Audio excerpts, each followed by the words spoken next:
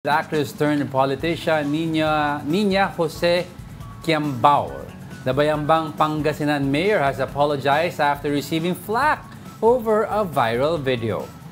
In the video, Quiambao bluntly said her microphone has a quote-unquote bad breath.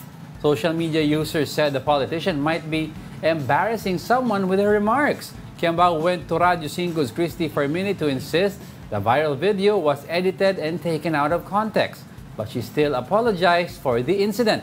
Quiambao also said she forgives the critics who judged her over the viral video.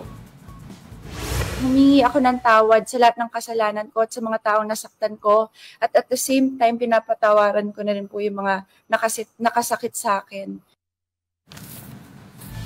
Minsan kasi mahirap talaga mag-judge kung hindi mo nakikita in context yung buo. Ano yung buong nangyari. Oo, kasi a lot of things na, for example, yung kay Prince William. Oh. Diba, there was a picture of him na he received a lot of flack, siguro 3 years ago. Yung kala nila bad finger. Yung pala, when there was another angle taken, hindi siya naka-bad finger but he was holding something. Diba? So you have to look at the whole picture kung ano pa talaga. Kaya natitignan ko yung video sabi niya, I'm sorry, sabi niya there's a bad breath here. Baka ibig niya, sabi ko, ano ibig niya sabihin, merong may bad breath doon?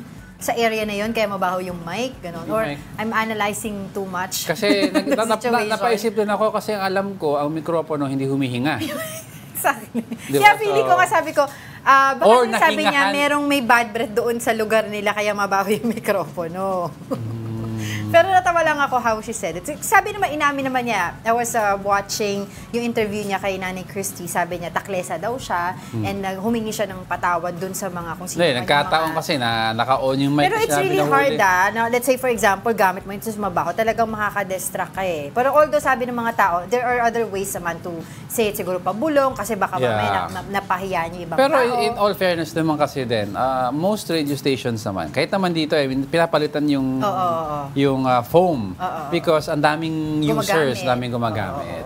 Yun lang siguro, nahuli kasi ng social media. Alam mo, it's social media age na yun eh. Tsaka I remember, ever since nung nagka-pandemic tayo, tapos bumabalik na tayo sa mga events, I've hosted this event na ang guest, one of the guests ay si Mayor Joy Belmonte. Meron siyang sarili niyang dalang mic. Tapos yung mic niya, yung parang may shower cap na para hindi siguro yung sa laway niya, if ever. Which is sa akin, siguro at this point in time, lalo na nagkaroon tayo ng pandemic, it's not kaartehan na.